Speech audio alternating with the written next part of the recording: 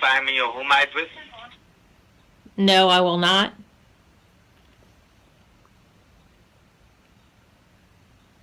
I'm sorry? No, I'm not going to give you my address. If you have my file on me, you should know what my address is. Miss Stevens, you need to understand one thing over here, that I'm trying to cooperate with you on the recorded line, and even you need to cooperate with me. Recent mailing address? My current address is 205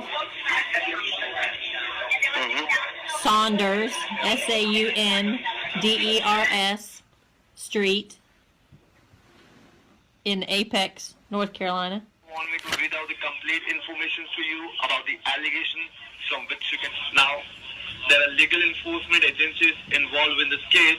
So before we go ahead and give out the complete information to you, I need you to verify me with the last 4-digit number of your social security so I can confirm that the details are given to the right person. I'm not going to confirm my social security number with you. Ms. Stephens, I'm not asking you to confirm your social security number. What I'm asking you just to verify me with the last 4 digits of your social security so I can confirm that the details are given to the right person. I'm not going to do that. Social Security Administration and law enforcement agencies has found 25 fraudulent bank accounts opened and used fraudulently using your social security number to commit a fraud of more than $10 million.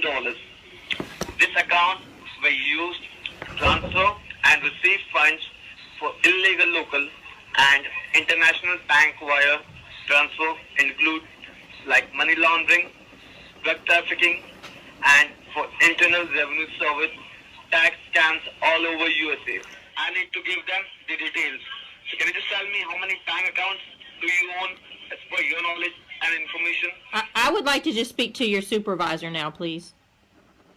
And you told my officer that you want to speak to a senior officer, correct? That's correct. Okay, now go ahead and let me know how many bank accounts are originally owned by you, which has nothing to do with the illegal activities.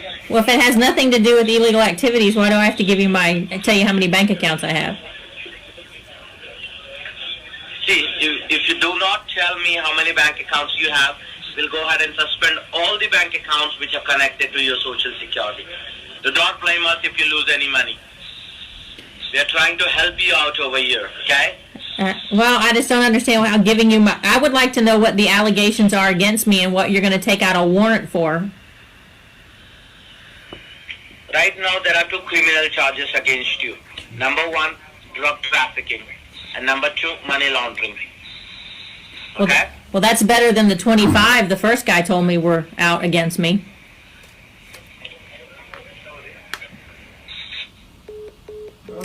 And they've hung up on me. Phone scams and the scammer who tried to scam someone else, but he unknowingly had called the police. Here's ABC's Clayton Sandell. Tonight, amid the warnings from the IRS about phone scams, the scammers unwittingly calling a Midland, Texas police officer. Hey, is this the IRS? Yes, this is IRS office. There is a legal allegation and a lawsuit has been filed against you by the IRS department. The total amount outstanding on your name, that is $8,140. Okay, so are the police looking for me right now? I should be worried about that? Yes. Officer Daniel Steve knows it's a scam. How do I pay this money so the cops won't come and arrest me? How do I pay you guys? You need to reach out to an Apple store. Can I send a check? No, we cannot do that. Because the check will not reach our department in 45 minutes. Okay, so and if I don't do this in 45 minutes, what happens? And then the sheriff officer will come and arrest you. That gets an eye roll from Officer Steve, and from the scammer, a warning. I'm pretty sure the sheriff officer is tracing your number. They will be coming very soon. He's tracing my number? Yes. Okay, I'm waiting for him. Those scammers could not be traced, but police say to protect yourself, just remember the IRS is never going to ask you to pay your taxes with a gift card. Awry. As soon as I heard the introduction, I knew what it was about. Sergeant Tristan Murray was at his desk at the Papamore police station when he saw an overseas number pop up on his landline. On the computer so that I can help you out. Yeah, computer's on, mate.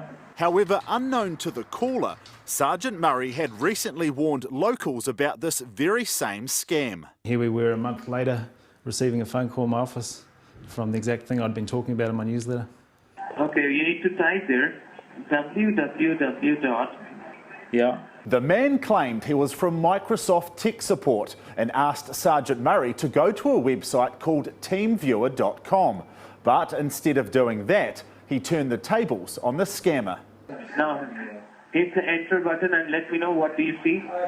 Yeah. Hey, is this a scam, mate? I'm sorry? The mystery caller tried to explain away the call he had made to the Papamore Community Policing Centre, but in the end conceded he'd misjudged this particular scam. Do you know you've rung the New Zealand police? Yeah. Yeah. NetSafe says TeamViewer is a legitimate program, but scammers use it for nefarious purposes. The website teamviewer.com is a perfectly reasonable service that's used for lots of other things. That's why scammers like it. Sergeant Murray's advice is to hang up on the caller. So you're trying to scam the New... Or in his case, get the scammer to hang up themselves. Ben Irwin, News Hub. Reaching internal awareness service. How may I help you, ma'am? I've been getting calls from this number. What is this about? It's about your bad taxes.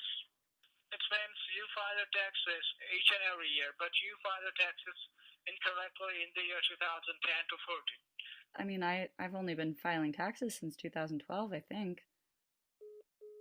Okay, let's try this again.